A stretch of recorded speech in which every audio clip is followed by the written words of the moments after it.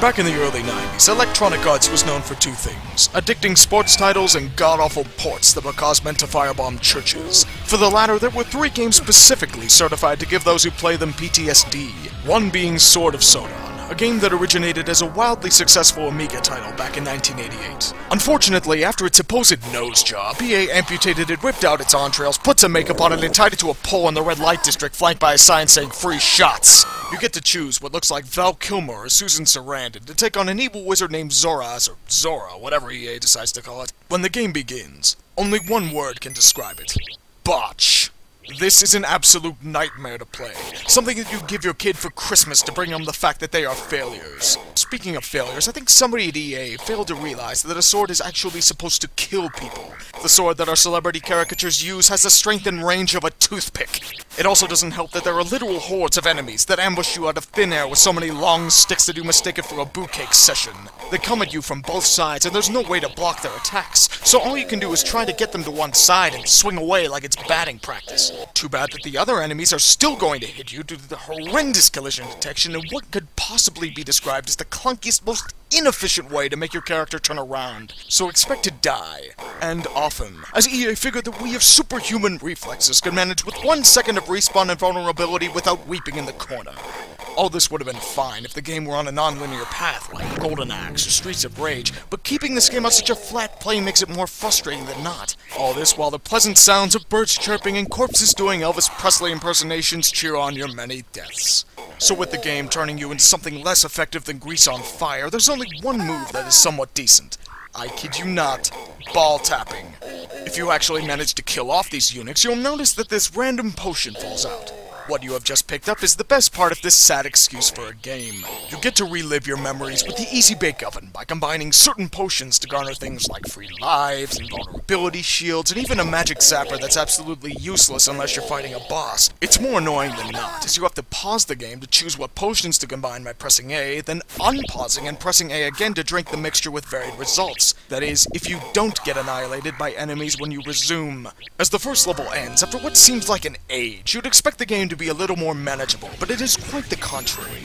This game is nothing more than a sheer gauntlet that even college fraternities would find too harsh. Case in point, level 2. Not only do you face the men with spears, but also have to maneuver around ye olde glory holes. Safe to say, this level is one phallic symbol away from being a sausage fest. Look out for traps, huh? Thanks for telling me. I wouldn't have known without that redundant message. As painful as level 2 is, it's nothing compared to the gang rape that is level 3. We begin with... what the hell? That aside, we now change enemies from generic pikemen to nappy-headed bros. The range isn't as extensive, so just ball tap them and you should be fine.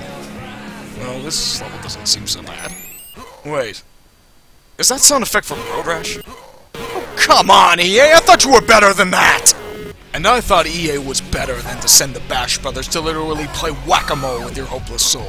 You can spend all day trying to swing at these guys guessing how to kill them, and when you figure it out, you'll still get stuck to the bullshit collision detection that makes you keep a certain distance from the enemies for the hits to actually register. But remember that there's an enemy on the other side that's bashing your head in as well. So if you don't have any shields or magic zapper potions, you're pretty much screwed. After 2 giants, 1 gimp, you hit this graveyard, where the zombies are laden with such bullshit that George Romero would be spinning in his grave. Can someone explain to me how I always get caught between these things? And how they spit out this slimy goop? But that's not the worst. Every time they die, they somehow melt and turn into a blatant magic attack. Remember that happening in Night of the Living Dead? I sure as shit don't. But as bad as this is, it's nothing compared to Castle Craggamore. You have not known pain until you have played these levels. It is so horrible that it has turned me against God. Oh. Well, thanks for telling me! So not only do I have to dodge these pits, which I have no indication, but I also have to fight the damn giants from level 3. I cannot stress how annoyingly bad this level is. It's encyclopedia bad. Unless you have magic zappers, you're screwed. Not only will you carelessly fall into the traps, the giants will push you into the pits while you curse the eugenics program that these things were spawned from. How many of these things do you have to kill in this level? 10. That's right, 10. What kind of medieval kingdom has the luck or magic to procreate 12 of these damn things? Especially when the Amiga version only had 1 giant to kill. Escaping that mind rape, we are greeted with what is quite possibly the most annoying sound in the world multiplied by 20. It's like 10,000 Jimmy Fallons decided to enter stage right and start laughing at their own jokes. They swarm at you while you try to cover your ears in agony. And the worst part is, it seems like it does not end. Some of them literally stay above or away from you in an effort to drive us to suicide. Thanks, EA. I now envy the death. Then Mr. Miyagi comes out and shows us how Death gave him magic powers, and then we get the training exercise that Al-Qaeda puts the recruits through. What with fire projectiles shooting from the floor, spikes protruding from the floor, and hammers coming down from the ceilings.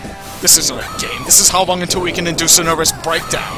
Hope you have lives left. You're going to need it. And don't even get me started on the moving platforms on top of the spaghetti.